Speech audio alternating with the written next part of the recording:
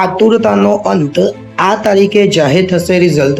ધોરણ 10 અને 12 નું રિઝલ્ટ ક્યારે જાહેર થશે એના માટેનો આજે તમે જોયું હશે એક મેસેજ આવ્યો હશે. ગુજરાત બોર્ડ દ્વારા ધોરણ 12 વિજ્ઞાન પ્રવાહ અને ગુજકેટનું પરિણામ 17 એપ્રિલના રોજ જાહેર કરાશે એવું જાણવા મળે છે. અને એ આપણી વેબસાઇટ www.gseb.org પર 17/4/2025 રોજ સવારે 9 વાગે જાહેર થશે આવું આપણે આજે બધા જ વિડીયોમાં જોઈ શકતા હશે. પરંતુ શું ખરેખર આ સાચું છે? તો જે વેબસાઇટ છે કઈ GSEB પર વેબસાઇટ પર ચેક કરતા આવું કોઈ પણ પ્રકારનું અપડેટ ત્યાં દેખાતું નથી. એટલે આ ન્યૂઝ કેટલા સાચા છે એ તો 17 તારીખે જ ખબર પડશે. પરંતુ રિઝલ્ટ 17 તારીખે આવે, રિઝલ્ટ 20 તારીખે આવે કે રિઝલ્ટ 25 તારીખે આવે એની સાથે આપણને કોઈ મતલબ નથી. રિઝલ્ટ એપ્રિલના અંત સુધીમાં જાહેર થશે એ આપણને બધાને ખબર છે.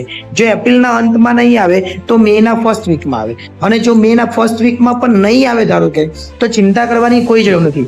જ્યારે બધાનું આવશે ત્યારે આપણું આવશે. એટલે કોઈ આપણા પહેલા એડમિશન લઈ લેવાનું નથી, બધાને એડમિશન સાથે જ મળવાનું છે.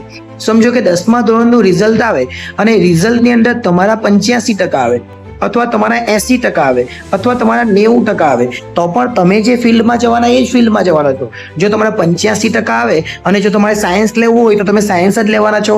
80% આવે તો પણ તમે સાયન્સ લેવાના અને 90% આવે તો પણ સાયન્સ લેવાના. પરંતુ જો 90% આવે અને તમે સાયન્સ લેવા નથી માંગતા અને તમે લેવા માંગતા એ કોમર્સ, તો 80% આવે તો પણ તમે કોમર્સ જ લેશો, 85માં પણ કોમર્સ જ લેશો અને 90માં પણ કોમર્સ જ લેશો. એટલે એનાથી કોઈ ગભરાવા જેવું નથી.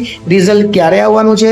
રિઝલ્ટ કાલે આવે, પરમ દિવસ પછી આવે કે મેના અંતમાં આવે એની સાથે આપણને કોઈ મતલબ નથી. આપણે અત્યારે એક જ વસ્તુ કરવાની છે. તમે 12મા ધોરણમાં ભણતા હોય તો જીકાસ પર તમે રજીસ્ટ્રેશન કરી દેજો. એટલે તમે કોઈ પણ જાતનું BA, BCom, BSc અથવા કંઈ પણ કરવા માંગતા હોય તેના માટે જીકાસ પર રજીસ્ટ્રેશન કરવા માટેની લિંક તમને ડિસ્ક્રિપ્શનમાં આપી દઈશ. ત્યાંથી તમે રજીસ્ટ્રેશન કરી લેજો જેથી કરીને કોઈ મુશ્કેલ નહીં થાય. રિઝલ્ટ જ્યારે આવવાનું ત્યાં આવશે, બધાનું એક સાથે જ આવવાનું છે. જેનું એપ્રિલમાં આવે અને બીજા કોઈનું મેમાં આવે એવું થવાનું નથી. જ્યારે પણ આવશે ત્યારે બધાનું રિઝલ્ટ સાથે જ આવશે.